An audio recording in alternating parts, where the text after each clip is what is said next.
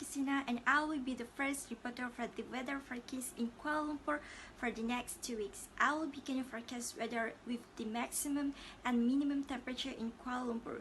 The data shows the lowest minimum temperature for week 1 is 24.8 degrees Celsius at 8 April. However, we expected the minimum temperature would rise back up to around 29 degrees Celsius during the night, since the maximum temperature was the highest temperature of the week. Meanwhile, the highest maximum temperature data for week 1 is 34 degrees Celsius at 8 April and 12 April. In 12 April, we expected it would be sunny day. For week 2, the lowest minimum temperature is 25 degrees Celsius at 20 April. It looks like cloudy most of the time but sunny for the afternoon, while the highest maximum temperature data for week 2 is 34.7 degrees Celsius at 16 April. We expected it would be rainy for a while in the morning and sunny most of the time. Next, the display shows the graph of precipitation in week 1 on 11 April. There will be some precipitation only at 2 and 8 p.m. and the amounts are 13 and 23 millimeters respectively. Looking forward to week 2 data in Kuala Lumpur on 16 April, the graph shows that there was only slight rainfall occurring at 8 a.m. with 5.4 millimeter only. According to the precipitation data that we collect, it only rains 3 times in Kuala Lumpur within 2 weeks. Then I will pass it to the second reporter, which is Siti Shahira. Thank you, Naili. Hello, my name is Siti Shahira. The graph shows the average cloud coverage in Kuala Lumpur for the past 2 weeks.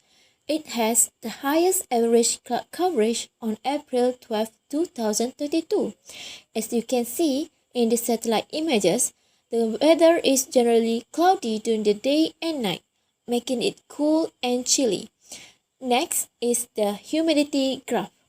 It shows that the maximum average humidity happens on April 14, 2022, yet no precipitation has occurred, while the minimum average humidity happens on April 16, 2022. On that day, the humidity percentage rises steadily early in the morning due to rain. Later in the afternoon, as the percentage of humidity reduces gradually, it will be warm and cozy. For the rest of the day, there will be no rain. That's all from me. I will pass it to Aizan. Thank you, Siti Shahira. On the first week, Kuala Lumpur air pressure on 7 April is quite high because air humidity increased. The air pressure in Kuala Lumpur decreased on 8 April to 10 April and began to increase on 11 April. After that, on 12 April, it began to decrease and increase back on 13 April, it causing this area having a high temperature. Move on to the second week, the Kuala Lumpur air pressure increased from 14 April to 15 April. It started to decrease on 16 April and increased back until 19 April and decrease on 20 April. Because of that, this area will experience higher temperature and dry air.